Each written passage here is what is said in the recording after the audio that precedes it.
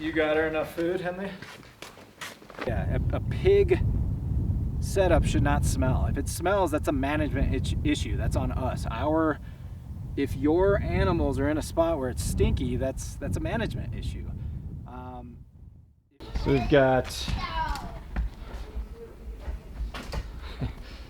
barn kitties.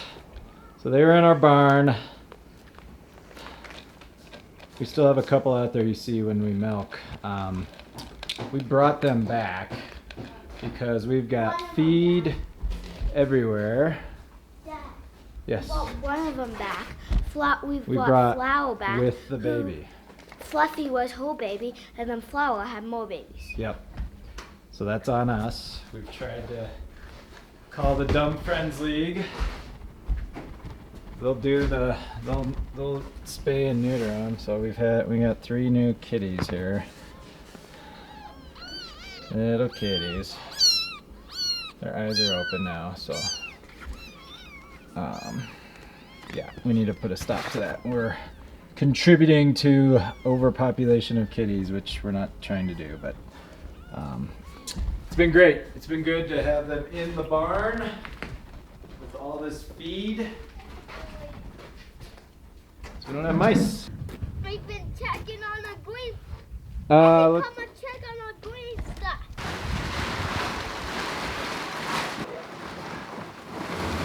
These turkeys done. August. Crazy. It's beautiful out today though. Sun's out. It's a little chilly yesterday. So we got hit with that storm the night before. These turkeys are pretty easy. Again, we've got the 4 and the 2. It's been interesting. We've been seeing other, I think it's a common theme this year with these turkeys. I don't know what's going on. People have had issues. Not sure what is happening with turkeys this year. It's time to refill these waters.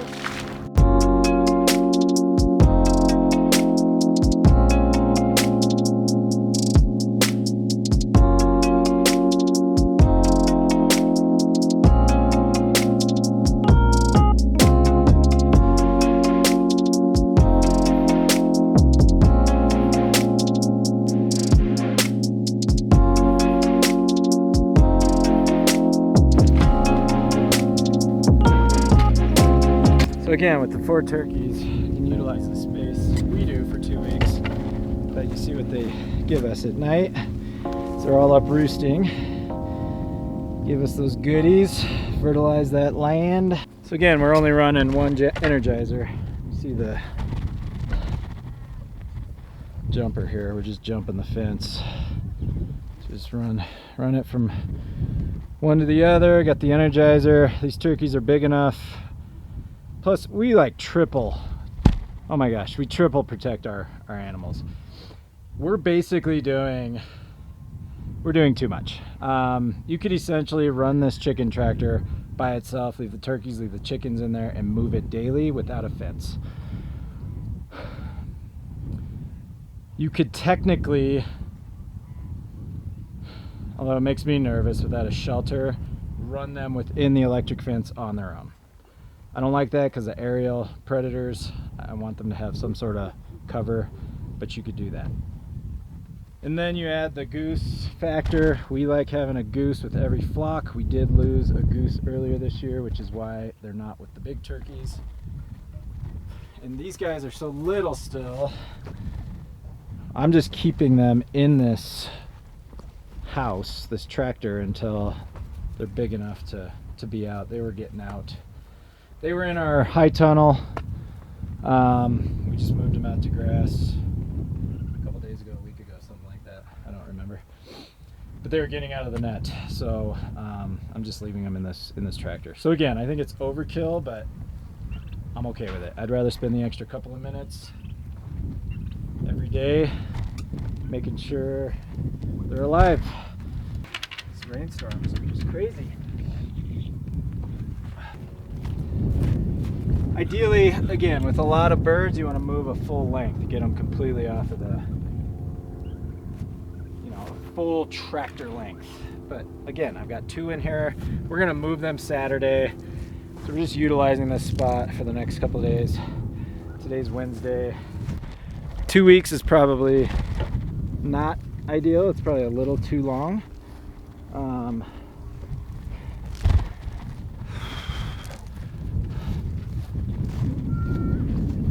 Like with pigs, we move. Pigs you want to move every 10 days at the most, is what I've read, what I've heard. And the reason for that is parasite control. So if they're pooping, so if you've got them there's multiple ways to do it. We pasture raise, we put them on pasture. I want them on fresh pasture we do every 7 days. All of our animals, that's what we like. If you're in a situation where you don't have a lot of land, you don't have a lot of acreage, you know, you could do like a pig port situation. Justin did a pig port setup. So old school, you know, the old school way of farming is you throw them in a pen. They just sit in a pen, and I don't really know. I don't know any of that. I didn't grow up that way. I don't know anything about it. I'm not going to speak on that. Ideally, if you're in a situation where you can't move your pigs, and you're stuck to a situation where they're in a pen. So again, let me get back to Justin. Justin did a pig port. He basically made a carport with high walls. You see in our high tunnel, I haven't pointed that out, we built up walls. We built up 2 by 8s. I put 3 2x8s on the base of the high tunnel. Why do we do that? Because we're constantly throwing, well, we house our hens. We house our hens in there in the winter. But I don't want my hens walking around in there pooping, and it's just gross, right? So we're constantly putting carbon in. We're gonna put wood chips in. So we want enough height to continue to throw wood chips in, let the chickens do their thing. We throw compost in there. It's an amazing thing. Towards the end of winter, beginning of spring, I'll bring tractor loads of our compost in there in mounds, and the chickens spread it for us. So allowing your animals to do the work for you is an amazing thing. They're gonna do it. They're gonna do what they do. Let a chicken be a chicken. Let a pig be a pig. Huge tangent there, but what I'm talking about is if you're in a situation where you don't have enough land to do what we're doing, which is running, you know, pasture, rotating pigs, chickens, turkeys every week, and you're stuck to a situation where you need to keep them in one spot. Again, Justin Rhodes did a carport. He made a carport. He called it a pig port. Carport with 2 bys on the bottom, and you layer carbon. That's the idea. A pig setup should not smell. If it smells, that's a management issue. That's on us. If your animals are in a spot where it's stinky, that's a management issue. If you're layering, if you're putting enough carbon in with the pigs in the pig port or the pig pen or whatever you want to call it, and allowing the carbon and the manure to do its thing and compost naturally. Look, pigs are going to root. They're gonna till that for you. You can have a situation where it's healthy. That's where I was going. You're not dealing with parasites because it's creating compost rather than them just laying in their own poo for months. Then you don't have to give them shots. You don't have to worry about worms. I guess that's our whole goal. Is I'm not here to vaccinate all my food. It's one of the reasons I'm doing what we're doing. Is I don't want to buy the food in the store that's been vaccinated and shot full of who knows what, hormones and chemicals, and we don't do any of that with our animals. We don't give them, I don't even know. I wouldn't even know where to start. with what you're supposed to do. All right, so this thing got a little, you see the algae.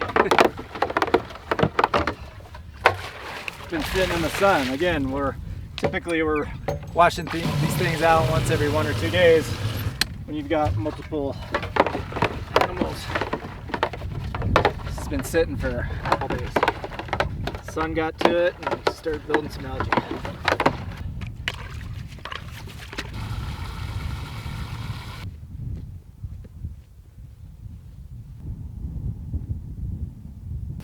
All right, so we got fresh water for the turkeys. Got them fed, got them moved. Natalie's in the high tunnel, checking on the veggies.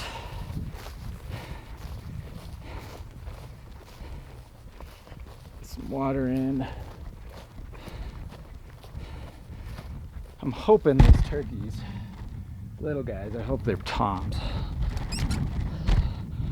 They get big enough where I can just mix them. Having 2 nets, two of everything on it. Something else I've learned the hard way. You gotta make sure the opening of your water is facing downhill. I used to fill up these 5 gallons, just throw them on this pallet. If the opening was facing uphill, it would just keep draining. It wouldn't stop. So you want it overflowing so the water doesn't keep coming up. I've done that many a times. So there you go. All right, we're done. We gotta go do these pigs. Looks like Natalie's already done with the greenhouse. I think she was just checking on things. She's gonna go get the cow ready. Cows ready. Cow, Mary milked. Fingers crossed. I think we're both, I think Shimmer. I think Junebug and Mary are pregnant. It'll be 5 weeks this Saturday. We haven't seen a heat, so fingers crossed. That was kind of a